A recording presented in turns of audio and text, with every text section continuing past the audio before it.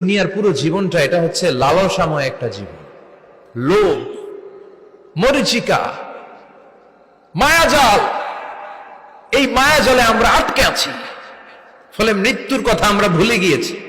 পাগলের মতো ছুটছি, আরো টাকা লাগবে, আরো খ্যাতি লাগবে, আরো যশ লাগবে, আরো দাপট লাগবে। আমার এত টাকা দিয়ে কি হবে? এত সম্পদ দিয়ে কি হবে? এত ব্যস্ততা দিয়ে কি হবে? তোমার স্টপ, থামুন, অনেক হয়েছে। আন্না, থামুন, take a rest, take a breath and think about death. Think that you have to go back to your Lord. একটু বসেন না, একটু ভাবেন যে আমাকে চলে যেতে হবে, চলে যেতে হবে। এই কোলাহল, এই ব্যস্ততা, এগুলো থাকবে, থাকবো না আমি। সাইয়েদনা ওমর ফারুক বলেছেন, মুতু ক্বাবলা আন তামুতু, মরার আগে একবার মরো। হাসিবু ক্বাবলা আন তুহাসাবু আলাইকুম, তোমার হিসাব নেওয়ার আগে তুমি একবার নিজের হিসাবটা করো না। কাগজ বের করে একটু লিখো না কি কি ভালো কাজ করছিলা, যেগুলো দিয়ে নাজাতের ওসিলা হতে পারে। 1 2 3, আর কি কি আকাম কুকাম করছো দেখো না, লিখে দেখো তোমার অবস্থাটা কি। মরার আগে একবার মরো। মরার আগে খাটের মধ্যে শুয়ে শটান করে চোখ বন্ধ করে একবার মরার ভান করে দেখেন কেমন লাগে।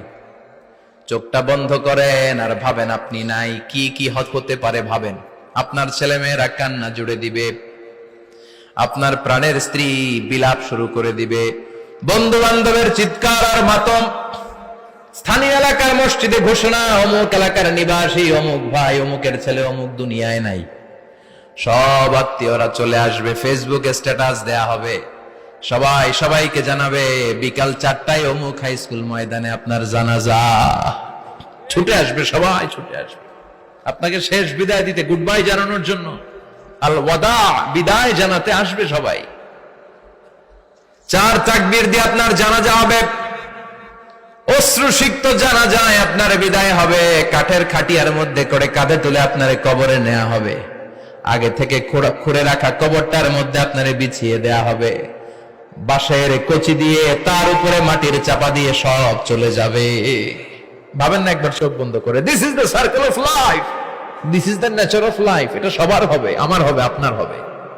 এত মায়া, এত ভালোবাসা কই যাবে? কেউ থাকবে না, সবাই আপনার অন্ধকার কবরে রেখে দিয়ে চলে আসবে। উপরে বাঁশের কঞ্চি, তার উপরে মাটির চাপা, অন্ধকার আর অন্ধকার। এই অন্ধকার যেন শেষ হতে চায় না। এজন্য আমাদের চলে যেতে হবে। দাদা গেল, চাচা গেল, মামা গেল, আমাদেরকেও যেতে হবে। জোরে কোন ঠিক কিনা? একদিন মাটির ভেতরে হবে ঘরে মন আমার, কেন বন্ধ দালান ঘর, প্রাণ পাখি উড়ে যাবে পিঞ্জর ছেড়ে।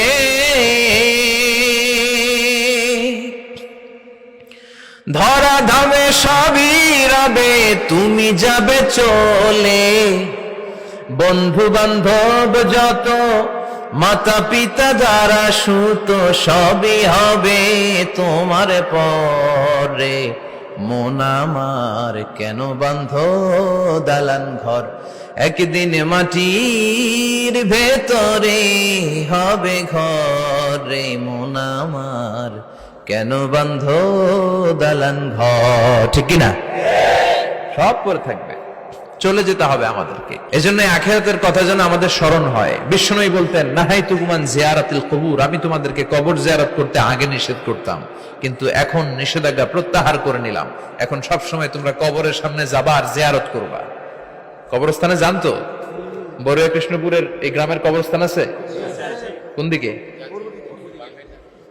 পূর্ব দিকে আছে, গোখরার জলের ওদিকে। যান আপনারা, একটু যাবেন, একটু গেলে আখিরাতের কথাটা স্মরণ হবে। ওখানে ছোট শিশুরা শুয়ে আছে, কিশোর যুবকরা আছে, আপনার মতো তাগড়া যুবক মুরব্বীরা আছে। এরা এই এলাকায় থাকতো, এরা আকাশ থেকে নেমে আসে না, এই এলাকার সন্তান, আজ নাই। একটা সার্টেন পিরিয়ড শেষে আপনিও থাকবেন না। This is the nature of life, this is the circle of life. ছোট্ট শিশু হয়ে এসেছিলেন, শৈশব, কৈশোর, যৌবন, প্রৌঢ়ত্ব। আগে ছিলেন সিঙ্গেল, বিয়ে করে হয়ে গেলেন ডবল। এরপরে আল্লাহ আপনাকে একটা মেয়ে দিল, এরপরে মেয়েকে বিয়ে দিয়ে শ্বশুর হলেন, এরপরে ওই মেয়ের ঘরে সন্তান হতে নানা হলেন। আর কতদিন? অনেক দিন হলো তো, অনেক লম্বা সময় পেয়েছেন আপনি। Think about death. এবার যাওয়ার কথা ভাবেন।